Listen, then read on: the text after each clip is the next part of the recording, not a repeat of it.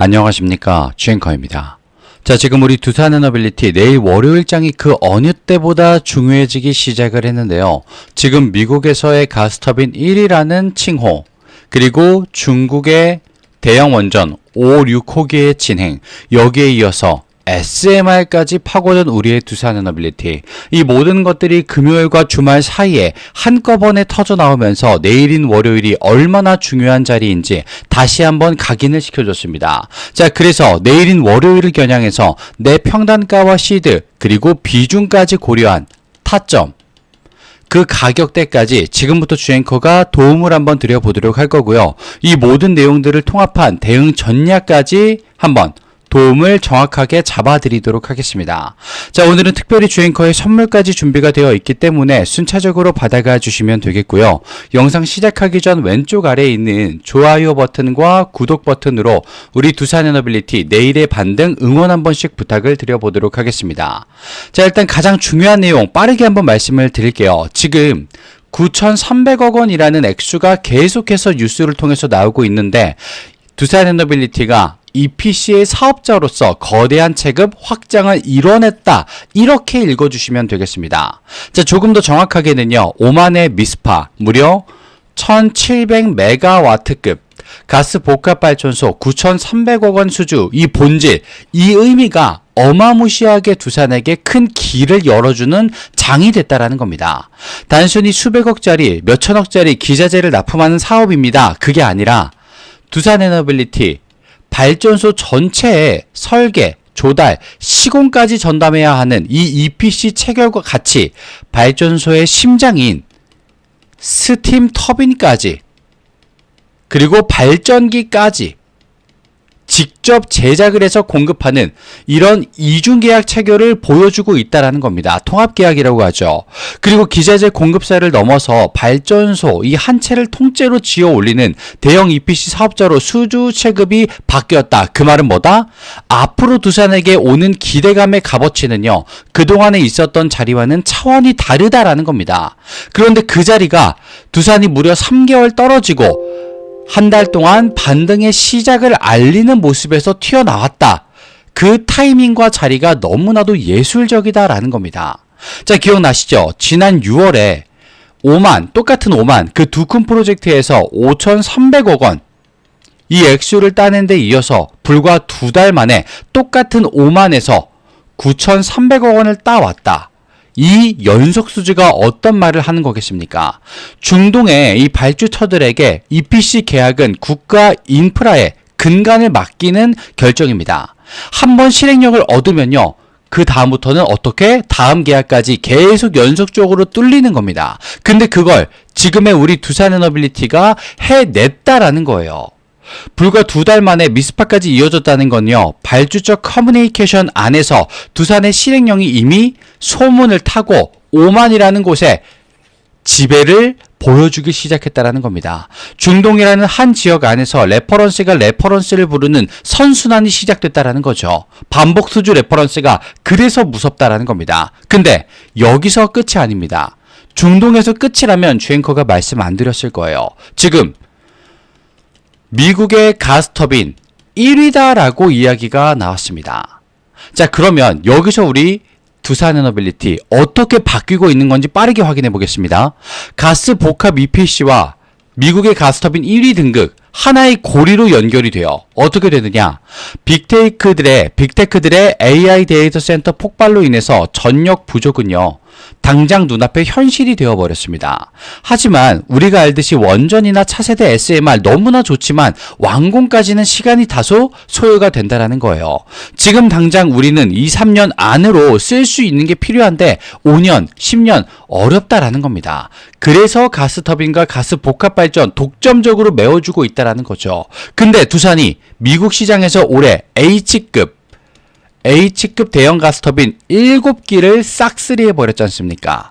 글로벌 경쟁사들을 제치고 올해 수주 1위로 뛰어 올랐다 이거예요. 근데 아까 말씀드렸던 중동 EPC와 미국의 가스터빈 서로 어떻게 힘을 보태주고 이게 어떻게 돌아가는 거냐? 미국이 쌓은 가스터빈 실증 데이터와 납기 신뢰도가 중동의 발주처들은 두산을 EPC 파트너로 선택하게 되는 근거가 되어주는 것이고요. 반대로 중동에서 쌓은 EPC 발전소를 통째로 지어본 경험, 이걸 통해서 미국에서는 터빈만 공급할 때보다 훨씬 더 풍부한 현장 데이터를 쌓게 해준다는 겁니다. 그래서 지금의 두 시장이 신뢰도를 강화시켜주는 구조다, 이렇게 바라볼 수 있다는 거. 그리고 여기서 더욱더 무서운 것은 장기 유지보수 계약, 바로 LTSA 이겁니다. 가스터빈이 현장에 깔릴 때마다 향후 수십 년 동안 부품 교체와 장비를 독점하는 이 고마진 서비스 장부가 기계적으로 얹어진다라는 거예요. 이 시스템 위에. 그러면 지금의 두산의 위치는 뭐다? 당장의 대형 수주, 그 금액뿐만이 아니라 수십 년간 지속적으로 마진을 뽑아내는 거대한 캐시카우를 완전하게 확보한 것과도 같다라는 거. 그리고 여기서 나오는 거, 중동과 미국만 합해도 두산에너빌리티 진짜 역대급 자리가 오는 거 아니냐, 이런 기대감을 키우는데 지금 국내외적으로 난리가 난 게 뭡니까? 바로 SMR이지 않습니까? 주가가 떨어지고 반등하던 자리에서 살짝 눌린 이 모습, 이 자리에서 제3파가 나오는 이 타이밍에 이 모든 내용들이 섞이기 시작했다는 거. 이거야말로 두산에너빌리티가 드디어 바람을 탔다라고 말씀드릴 수 있다는 겁니다. 자, 그렇다면 지금 말씀드렸던 SMR, 이 친구는 대체 뭘까요? 가스 복합과 중동 내용, EPC 내용 너무나도 좋습니다만 그것들이 오늘의 전역을 담당한다면 이 SMR은 향후 10년 이상의 AI 기저 전역을 담당하게 된다. 바로 이거예요. 자, 지금 SMR이요, 표준된 시장 노형이 독점하고 있는 산업이 아닙니다. 빌 게이츠의 테라파워, 뉴스케일 파워, 엑스에너지, 롤스로이스, 글로벌 선도 기업들이 각기 다른 노형으로 지금 경쟁을 하고 있는 상황이에요. 근데 여기서 무서운 본질이 하나 있습니다. 누가 SMR 시장의 최종 승자가 될지는 모릅니다. 모르는 거예요. 그런데 그 누가 승리를 한다고 하더라도 원자로 핵심 주기기와 모듈을 오차 없이 제작해낼 수 있는 독점 제조사, 그걸 봐야 한다라는 겁니다. 누가 이기든 간에. 근데 그게 누구? 우리의 두산이 된다라는 겁니다. 두산에너빌리티가 지금 특정 도형 하나에만 사활을 걸고 있습니까? 아니에요. 뉴스케일, 엑스에너지에 이어서 이번에 테라파워 나트륨 원자로 핵심 주기기 3종까지 본 제작 계약까지 전격 체결을 했습니다. 그러면 지금 투자자 입장에서는요, 우리 두산을 어떻게 바라보겠습니까? 이 두산이라는 곳에 투자만 하면 테라파워도, 뉴스케일 파워, 엑스에너지, 롤스로이스까지 다 하네? 심지어 SMR뿐만이 아니라 대형 원전과 가스터빈, 심지어 해상까지 다 건드리는 기업이라고 투자를 안 할 이유가 없다라는 겁니다. 즉 리스크가 감소한다는 거, 두산에너빌리티에 대한 투자에 대해서 말입니다. 그런데 그 자리가 뭐? 주가가 떨어지고 이제 막 올라가는 자리에서 튀어나왔다. 그렇다면 지금의 두산, 내일 월요일의 두산에너빌리티는 그 누가 봐도 기회를 잡아야만 하는 자리가 온다라는 거죠. 그리고 여기서 나왔던 두산의 아이덴티티 대형 원전 이야기가 하나 전해졌었죠. 기억나십니까? 중국 라이앙 1, 2호기, 그걸 넘어서 5, 6호기 전격 진행한다 이야기까지 나와버렸습니다. 1400메가와트급 캡 1400 대형 원전 증기 발생기용 초대형 단조품 무려 8개 공급 계약을 연이어 따냈습니다. 지금 두산이 심상치가 않아요. SMR에서 압도적인 위치를 잡아가고 있으며 가스터빈으로는 미국의 1위다라는 말까지 타이틀을 얻어냈습니다. 그런데 중국까지 원전 5, 6호기, 라이앙 5, 6호기까지 8개 부품을 공급 계약을 따냈다. 두산이라는 기업이 다변화된 수주 구조가 지금 두산에게 투자를 하면 왜 안 되는데? 라는 이유가 없어졌다라는 겁니다. 안정성 측면에서 너무나도 말도 안 되는 메리트를 갖고 있다는 거예요. 미국, 중동, 정치 모든 부분에 대해서 말입니다. 그래서 경제 사이클로서도 두산에너빌리티는 바람을 맞고 있는 자리다. 그리고 실제로 두산에너빌리티가 내일 월요일 날 물량 전쟁이 일어날 수밖에 없다 이거예요. 물량 전쟁은 어떻게 파악할 수 있는 거냐? 주앵커가 보여드리겠습니다. 빠르게 짚어드릴게요. 마지막 종가가 73,400원이었죠. 3%대 하락 마감을 했습니다. 그런데 여기서 이평선이 조금 추세가 꺾이는 듯하게 보입니다. 하지만 올라갈 때랑 대비했을 때 전혀 다르지 않아요. 그리고 우리 두산에너빌리티 상승을 어떻게 했던 종목입니까? 상승 라인이 있으면 반드시 눌리는 라인이 있었습니다. 심지어 2주만큼 길었던 적도 있어요.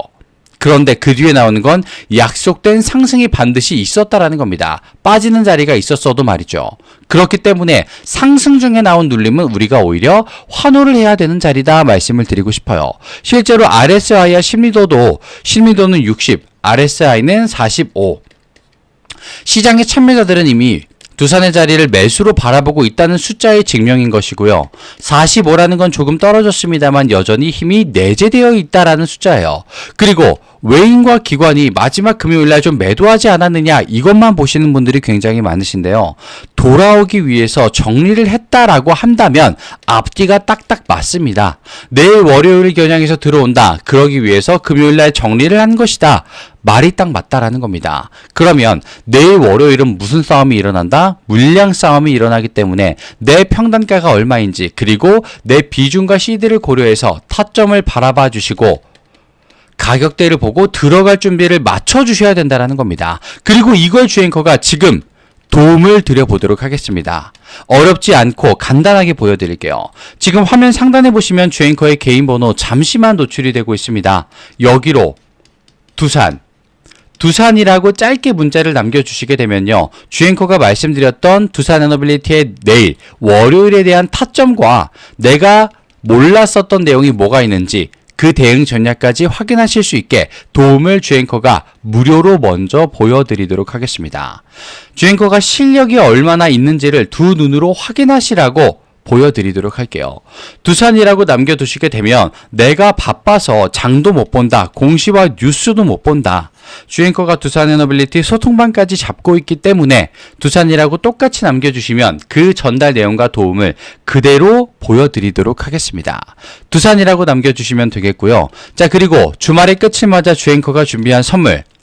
실제로 주앵커가 보고 있던 종목이 지금 섹터가 정책을 만나면서 가장 뜨거워지기 시작을 했습니다. 이걸 주앵커가 선물로 준비를 해봤고요. 실제로 바로 직전에 봤었던 종목과 섹터는 뭐가 있는지, 그게 정책을 만나서 어떤 결과를 불러일으켰는지 두 눈으로 빠르고 정확하게 확인을 시켜드리도록 하겠습니다. 내가 모르는 섹터라고 왜 등한시하면 안 되는가, 그걸 선물을 통해서 보여드릴게요. 드리기 전에 왼쪽 아래에 있는 구독과 좋아요 버튼 요것만 한 번씩 부탁을 드리고요. 나는 내일의 두산, 월요일의 두산이 궁금하다. 두산이라고 먼저 짧게 남겨주시면 되겠습니다. 자, 잠시만 화면을 좀 바꿔서요. 자, 주앵커가 이 선물로 종목을 알려드린다고 말씀을 드렸는데요. 그 선물의 종목은 바로 주앵커가 매집을 포착한 종목입니다. 실시간으로 강력한 파동을 확신하면서 지지라인 체크와 바닥 확인까지 이미 검증된 종목이다. 미리 말씀을 좀 드리고요. 그리고 목표 수익률 또한 예사롭지가 않습니다. 자, 실제로 주앵커가 봤기 때문에 말씀을 드릴 수가 있는데요. 위 종목, 매집된 종목 같은 경우에는 위에 있는 번호로 주앵커에게 매집이라고 남겨주시는 순간 그 종목의 이름과 섹터를 바로 아실 수 있게 될 겁니다. 3004-3394 주앵커의 개인 번호로 남겨주시면 되겠고요. 자, 그리고 여기서 주의하셔야 될 사항이 있습니다. 주의사항이 하나 있는데요. 종목과 섹터를 주앵커가 말씀을 드리게 되면요, 반응이 나뉘게 됩니다. 또 어떤 분들은요, 일단 매수 또는 관심 섹터로 집어넣고 내가 따라가 볼게 라고 하시는 분들이 있고요. 또 어떤 분들은 내가 모르는 섹터야, 들어본 적이 없던 종목이야, 잘 모르겠어, 관망하는 그룹으로 나뉘게 될 수 있습니다. 자, 그런데 여기서 중요한 거예요. 이렇게 나뉘어 주신 두 파트의 분들은요, 같은 시작점에 있었습니다. 똑같은 종목을 들었었기 때문에.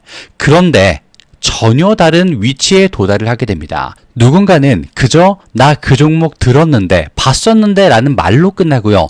또 누군가는 나 그거 잡고 있는데, 물량 잡고 있는데 그게 실현됐다 라는 걸 본인의 내용으로서 본인의 종목으로서 확인을 받게 되실 겁니다. 자, 그러면 주앵커가 이렇게까지 말씀을 드리는 이유, 목표가 예사롭지 않기 때문이다라고 미리 안내를 드리는데요. 그러면 주앵커가 실제로 바로 직전에 봤던 종목은 뭐가 실제로 있었는지 보여드리도록 하겠습니다. 자, 화면을 좀 바꿔서 보여드렸는데요. 지금 보시게 되면 생소한 종목이죠. 천일고속이라는 종목과 동양고속이라는 종목이 있었습니다.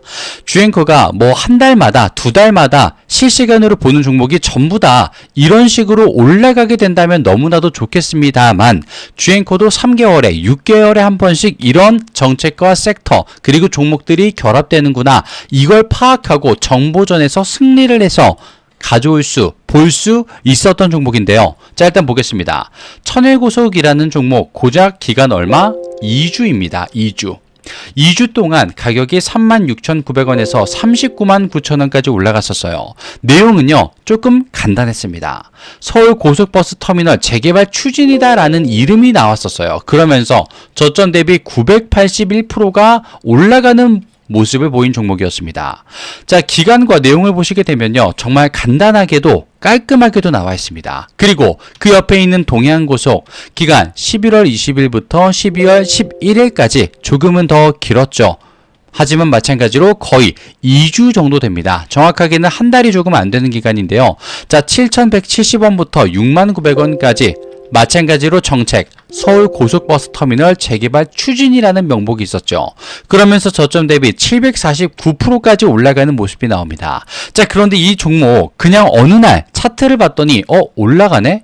올라가네? 라고 생각을 합니다. 그러다가 멈춰버리는 순간 여기서 전부 이탈이 나오죠. 마찬가지로 동양고속이라는 종목도 올라가다가 정책이, 그리고 하락이 약 일주일간 이어집니다.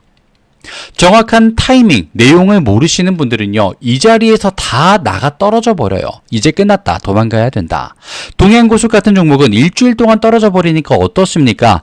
이제 진짜 끝났구나, 여기서 탑승하고 있는 건 바보다, 이러면서 도망을 가버려요. 그런데 여기서 더 가파르고 더 오래 상승을 해버립니다. 자, 여기서 나오는 거예요. 바로 정보전에서 조금 더 앞설 수 있다. 그리고 이런 정책과 실시간 종목들 주앵커가 지금 포착을 해냈다라는 거 말입니다. 그러면서 위에 있는 번호로 주앵커에게 매집이라고 문자를 보내주시게 되면요, 조금은 생소할 거예요. 주주님, 그런 섹터일 겁니다.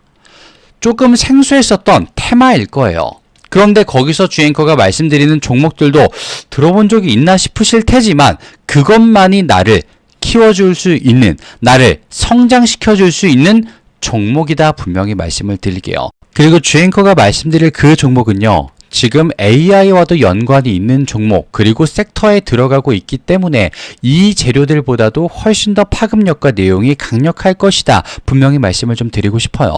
사실 동양고속과 천일고속보다 더 빠르게 볼 수 있었던 구리선 종목의 섹터도 있었습니다. 하지만 왜 이 두 가지를 보여드렸느냐, 내용 보십시오. 조금 약소했어요. 작았습니다. 작았음에도 불구하고 이런 모습을 보여줬기 때문에 주앵커가 조금 더 최근에 봤었던 구리선 섹터가 아니라 이걸 보여드리면서 지금 AY와 직결된 종목을 말씀드려 보도록 할 겁니다. 위에 있는 번호로 매집이라고 남겨주시면 되겠고요. 그 즉시 주앵커의 실시간 종목 바로 공개를 해보도록 하겠습니다. 그리고 오늘 영상 끝까지 시청해주셔서 진심으로 감사 말씀을 드리며, 왼쪽에 있는 구독과 좋아요 버튼 요것만 한 번씩 부탁을 드려보도록 하겠습니다. 주앵커는 다음 시간에 찾아뵙도록 하겠습니다. 감사합니다.